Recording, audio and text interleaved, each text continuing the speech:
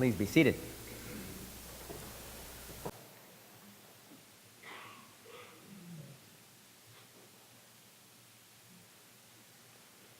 lot of fears. Pharisees come to him and try to help Jesus understand he should be afraid right now, but he's not going to be afraid. I'm working on giving up fear for Lent. Wouldn't that be something?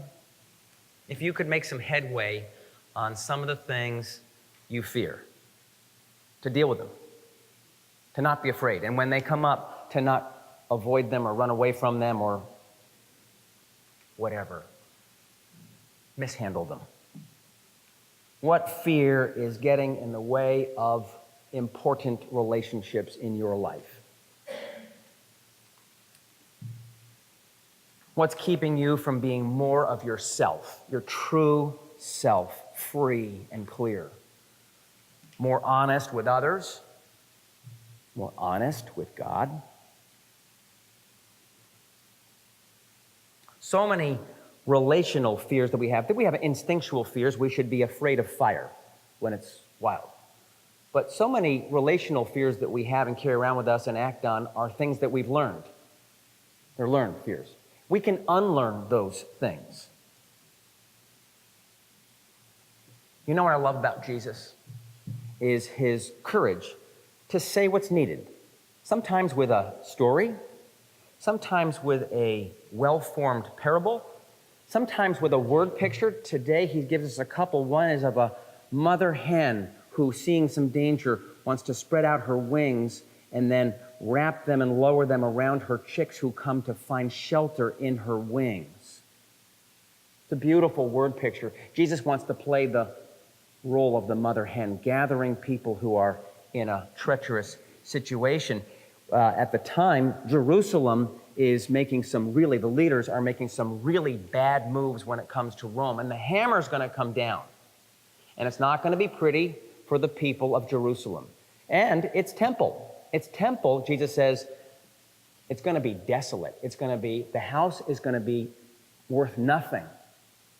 They couldn't believe that. It was so big and beautiful. Sometimes it's when Jesus says courageously, "Truly, truly, I say to you," which is kind of like, pay attention. I've got something really important to talk about with you right now.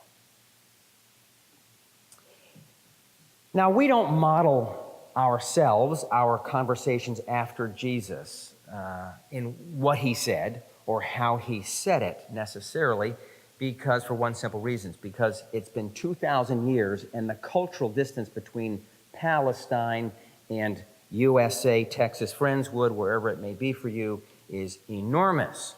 But despite that, what we can attempt to find in him as our model is his courage. How courageous he is, courageously honest, how true to himself, to his listeners, and to God. So when something needed to be expressed, he'd do so. He certainly wasn't a people pleaser. He made a lot of people mad at him, actually. Curiously, he could be really funny. He could know exactly how to speak the truth and quiet people. He had an amazing way. But it was the things he said sometimes about himself, about his mission, about the work he'd come to do, his relationship with God, that's what really got them upset, what people misunderstood, misrepresented when he wasn't there. Some misunderstood him, not because they couldn't figure out what he was saying, but they had a sort of lens on. They had a filter on. They weren't supposed to like him. Their tribe, their group, the Pharisees said, well, if you go see Jesus, you're going to expect this. He's a real disappointment. And they'd get all kinds of reasons why you shouldn't like this guy. He won't be helping us with our private agendas here, so just keep that in mind. One thing I notice, he was clear. when it came to his identity in God, his mission in God, and he was prepared to say hard things to people. Go tell that fox. That's not neutral language. A fox is a predator. Certainly, if you're using metaphors or word pictures about chickens and in their coops, chicks and hens get eaten by foxes. You go tell that fox, that one who's not safe at all to Jerusalem. He's Herod. He's the governor. He's a pretender. He's a poser. Herod, he's got a royal household. Yeah, he looks big and important. You know how he got there? Daddy money. Daddy Big Herod the Great purchased his comfortable living. He calls himself the true king of Israel. What a joke. He couldn't care less about the people of Jerusalem. Not a whit. He was no servant of the people. He's an imposter. And under his watch here, this whole thing's coming down. You take my word for it, he says. Look out. I'm trying to tell you something. I come as a messenger of peace. I come to give you wisdom on how to deal with your enemies, how to handle the situation right in front of us now. And if, oh God, Jerusalem, Jerusalem, how I've longed to bring you as a hen would gather her chicks under her wings, but you would not. You stone the prophets and kill those who are sent to you. Oh, Jerusalem, don't you understand? Your time of visitation is here. God is visiting you in me, he says. And you don't even listen.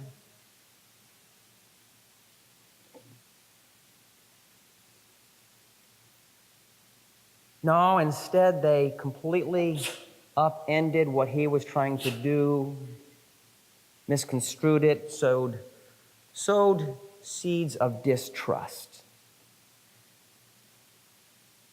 In the bookshelves in the office that have been here for some time, long before I got here, I take it, there's one that's called Life Scripts. It's all kinds of things where it's a book that has all kinds of letters that you might need to write in a tough situation, a hard conversation. Now there's a newer book that came out just recently. I almost bought it for all three of my kids. I probably should have and still should. Having hard conversations. How do you do that? It's not easy. How do you say to an employer, I want a raise, and get it? How does an employer talk with an employee who isn't getting some piece of the puzzle at work? How do you do those things? Life Scripts, a practical manual on handling difficult situations. Because we don't know. For so many of them we face, we've never been there.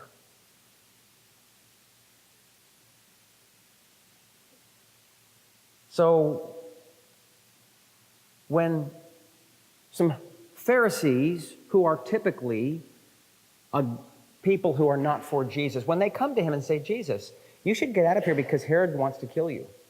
We're not clear. Commentators are not clear. Are these people who are truly moderate Pharisees and sympathetic with Jesus, trying to help him, warn him?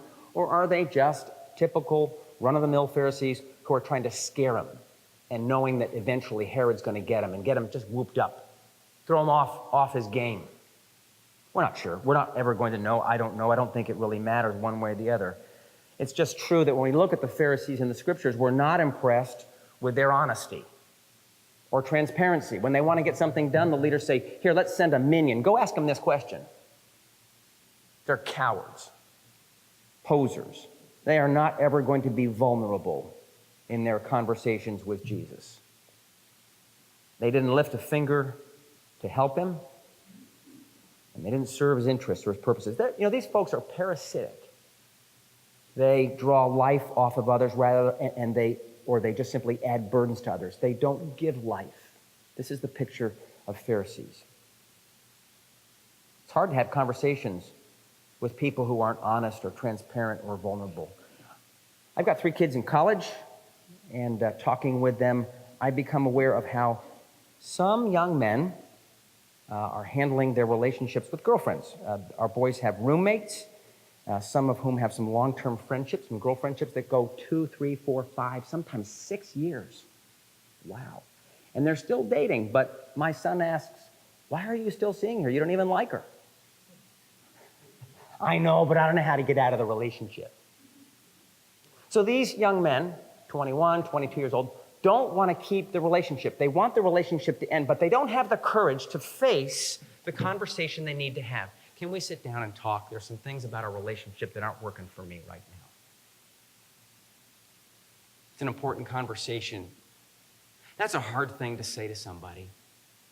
A long-term girlfriend when you're 22.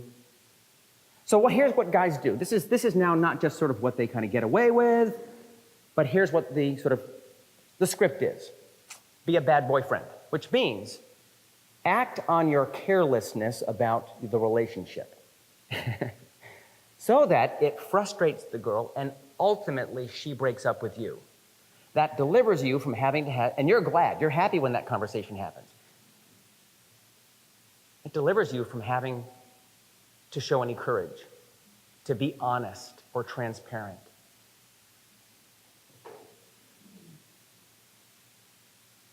Now, when I first heard this, I think I was immediately judgmental. Oh, I can't believe those guys. Whoa, whoa, whoa, no. Then I realized,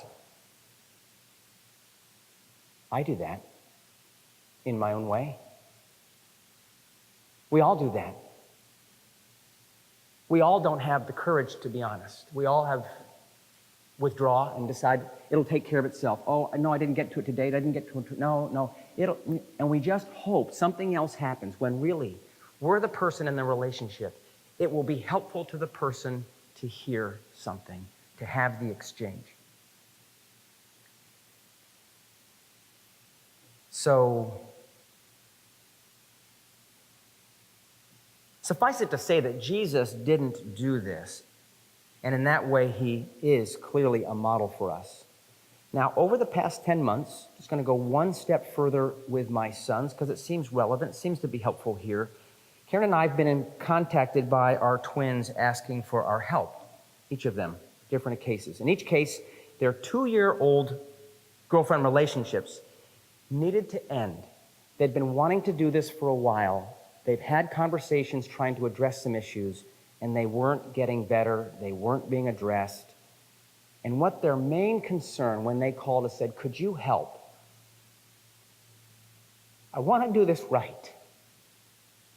I want to be honest. I want to be fair.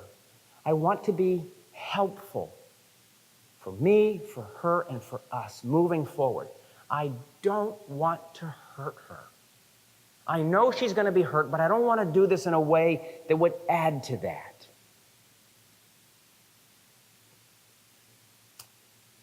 So impressed. At 22, I was clueless. These conversations with their girlfriends went well, and our guys feel really good about how it went and how they handled themselves, and they can stand upright. We're so thankful for their approach, and then beyond that, for even being asked to help. We didn't deserve that, but it was a delight to be part of the conversation. I would never have thought of asking my parents for help with a girlfriend, especially breaking up, how to do it. I didn't have that kind of maturity or that kind of relationship with my parents. Having these conversations is really hard and really good. We can do this. I don't know what fears operate in your life right now in some important relationships, but they're there. And they're keeping you from doing something to address something that would be helpful for everyone in the long run.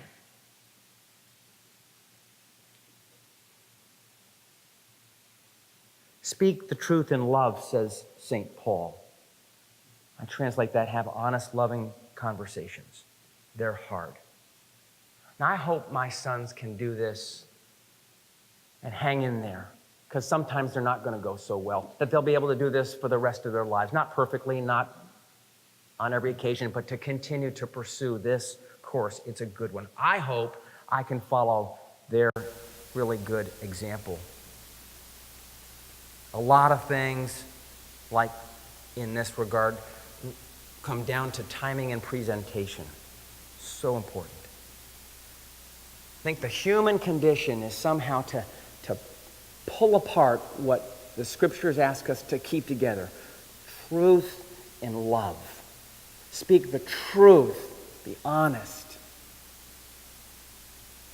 in love, gently, helpfully, fairly, openly. Boy, is this hard. My prayer for you and for me is that all of us will recognize some of the fears operating in us that are really detrimental and choose to act less in fear but more in love.